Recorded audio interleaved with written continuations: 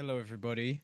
Welcome to another video with me, Jacob Modak, for my coaching channel, which is all about holistic health, spirituality, and healing in all the wonderful and weird ways that it can happen. So, today, I didn't want to go too deep. However, I wanted to talk about something that's really, really, really important. This is all about stress.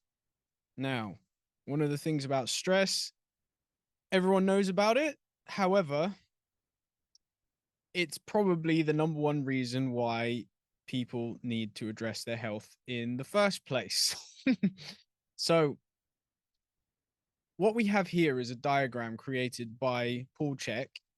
As you can see there from the copyright, he created this diagram in 2001, and it's included in his book, How to Eat, Move, and Be Healthy. For those of you who haven't got that book, I highly recommend you get yourself a copy. This is what's known as the check stress bucket. And the reason why we use the term bucket is because all stress summates in the body. It all comes together, and the body either knows it's too stressed or it's within ranges that it can tolerate. And we have different kinds of stresses, as you can see here. So we're just going to take a little moment and we're going to go through those different kinds of stresses, a little bit of an explanation about each one, and then a little final comment on how to optimize each one, so to speak. Basically, just some basic pointers to keep your stress level below the range of, as you can see there, below the red, preferably below the yellow too. However, if there's a choice between red and yellow, I would take yellow. Ideally, we want to be in the green. That means that we have enough life force energy in order to be vital, alive, have the energy to do the things that we do. Our neurotransmitters in the brain are not out of whack and causing mood disruption and all the rest of it. So let's just get into it a little bit. There are 6 primary stressors, and we have 2 lines there, as you can see. We've got a red line and we have a green line. The red line means suboptimal amounts of stress. Green means optimal. So what we want is we need a certain amount of stress in order for the system to have the resistance it needs in order to repair and grow and keep moving forward. And in fact, the person who actually invented the name or term stress said the total absence of stress is death. So we need a certain amount in order to be healthy. But if we have suboptimal amounts, then the system gets out of whack. So, number 1, physical stress. This relates to movement. And in simple terms, I'm going to use simple examples because each one of these is an entire sort of day long at least topic. But I'll just keep things very simple for now. So, physical. Am I exercising too much or too little? A lot of the time, like, you'll either get one extreme or the other. You'll get the person who has had an exercise addiction, and I'll put my hand up. I've definitely had one before, and basically shriveled my adrenal glands into little raisins. So I know exactly what that's like. It's not fun. Adrenal fatigue is awful, but that came from too much exercise. And then you can have people on the other side of the spectrum that don't exercise enough. And we need a certain amount of exercise, but we need the middle ground. A good way to tell whether you're exercising enough is if you feel like you've worked, but you don't feel like you're exhausted. Now, if you're a professional athlete, this gets a little bit more challenging. You need to do a little bit more of uh judo, shall we say. There needs to be a little bit more wizardry when it comes to balancing all the rest of it, but I'll talk a little bit about that later on. Number 2, chemical. a lot of this relates to the environment and what's going in our body. So these days, like we've got quite a toxic environment. Toxins in the air, toxins in the food, toxins in the water, toxins in the house, mold, fungus and parasites in the gut system that are pumping out toxins themselves. There's household cleaners that are not organic. There's a whole bunch of stuff that medical drugs that can just bombard the system. That's a bit we again, we don't want to be having those things in our body, but without a certain amount then the system can't actually be strong. But when I say a certain amount, the kind that we want to get are from microorganisms. Everyone has a certain amount of parasites in them, but when we have them within controllable ranges, the purpose they serve is to keep the immune system educated as to what's out there. But it's nowhere near overgrown enough to overpower the immune system, so the immune system can keep us healthy. So that's a simple example. Electromagnetic, that's related to sunshine. Too much sunshine, too little sunshine. Sunburn, that's not optimal. Too little sunshine means we don't get enough organic vitamin D. That's not optimal either. Again, this is quite tough depending on where you are in the world. Like for me being in London, it's not for me being in London, it's a cause for much a teary-eyed day and much a time for celebration and essentially replacing the word God with sun when it actually comes out because we barely get it here. However, we need a certain amount of electromagnetic stress. Also, too much of this can come from devices as well. Too much Wi-Fi, too much Bluetooth, phones, like cell towers, all the rest of it. That's another example of a bit too much. Just being around too much technology that's vibrating your brain out of your head. Uh, Next one, psychic. This is related to your thoughts. Are my thoughts optimal, or am I catastrophizing too much and being very negative and not seeing the glass as half full? Am I forgetting the divinity of my being? Is my self-esteem based on something external, or is my self-esteem based on my knowing that I am connected to Great Spirit and I am here as an embodiment of Great Spirit to enact my purpose and put my dream out there into the world? Do I have the self-esteem to know that I am of worth, I am of value, and my being here matters? And I can go out into a public place and I can tell people about my dream, my purpose here with full confidence and know that it's valid. That's optimal thinking.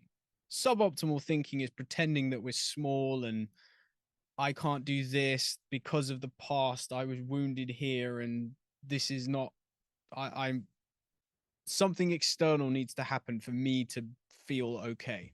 That's suboptimal thinking. It's not to judge the fact that sometimes that's there. I've been that guy before. However, it's important to know that that's not the optimal way, and that will cause extra stress into the system. And that's also going to disrupt hormones. That's going to disrupt the gut microbiome balance. And that can also contribute to an overstimulation of the sympathetic nervous system, which slows down digestion, which means food sits in your gut more and doesn't digest because you're not parasympathetic, because you're catastrophizing all the time. And when food sits in your gut, it can lead to perforations in the gut and leaky gut syndrome. And then food particles can get through the gut wall into the blood, cause an immune response. And then you can get skin breakouts and all the rest of it and overload your liver because it can't detoxify enough. And I'm speaking from experience here because that has happened to me 100%. And I have healed from it. So I know what I'm talking about. Having an optimal amount of good quality thinking is so crucial to keeping stress low. At the same time, we want to be able to be aware of danger and things that we need to take care of too. So it's not to deny that or to be ignorant that, but we need to keep it within optimal ranges. Number five, nutrition. Am I eating organic or am I eating toxic foods? Even if I am eating organic, am I eating organic foods that are still inflammatory to me? You can eat organic gluten all day long, but if you're allergic and intolerant to gluten, it doesn't matter. It's still going to have a suboptimal effect on you. However, primarily the issue with nutrition is not eating all organic food, eating inflammatory foods, and not eating in line with your primal pattern diet type.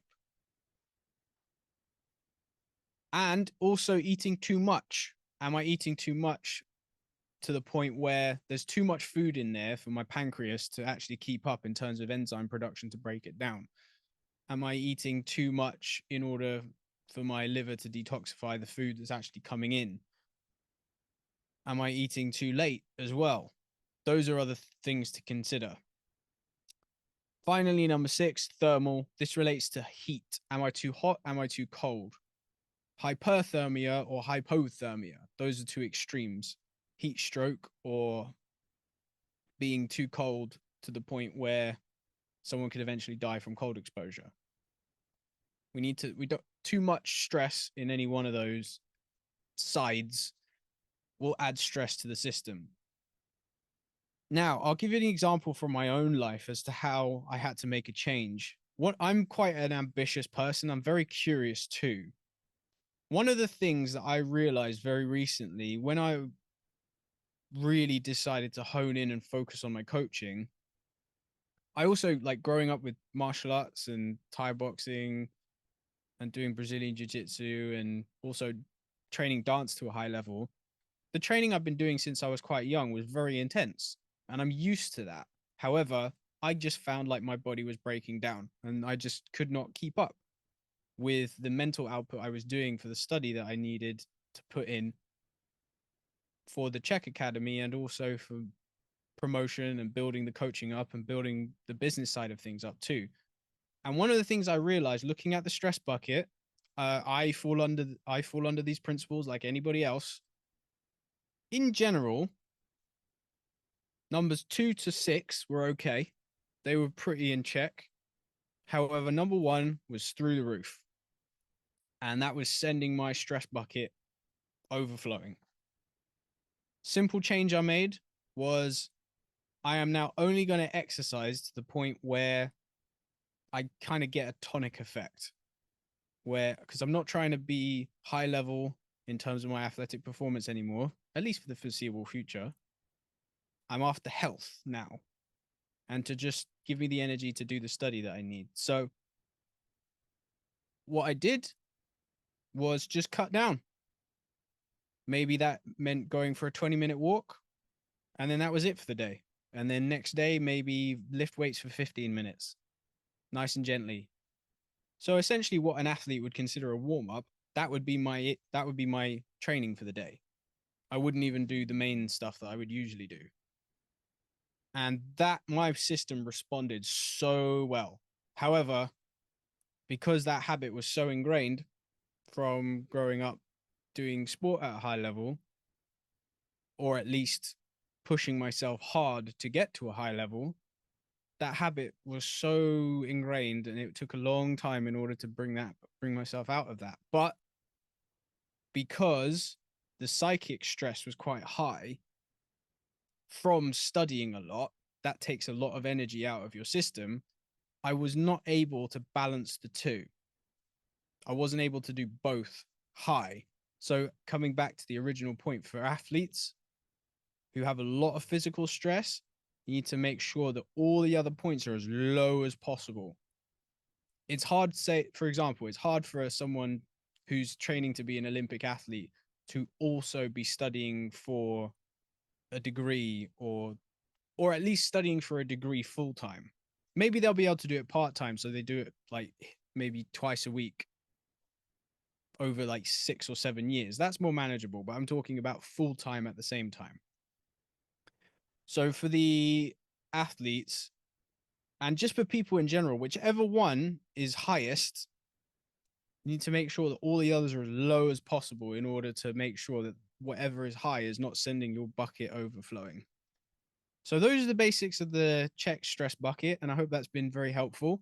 For those of you that are dealing with your own stress challenges and need someone to coach you through it, who has been through it and is also a professional, send me a message, drop write something in the comments, send me an email, jacobmodakcoaching@gmail.com, or send me a message on social media. So my Instagram is at Jacob Modak. Feel free to get in touch with me. I would love to work with you and I would love to help you through. And because I know how tough it is when you've got adrenal fatigue and you don't have energy. I've been there. I really have been there. It's horrible, but I know how to get through it because I've been through it. So send me a message. I would love to help you. I'd love to work with you. And let's build those energy reserves back up in line with this stress bucket and the principle of the stress bucket. It really works. See you in the next one.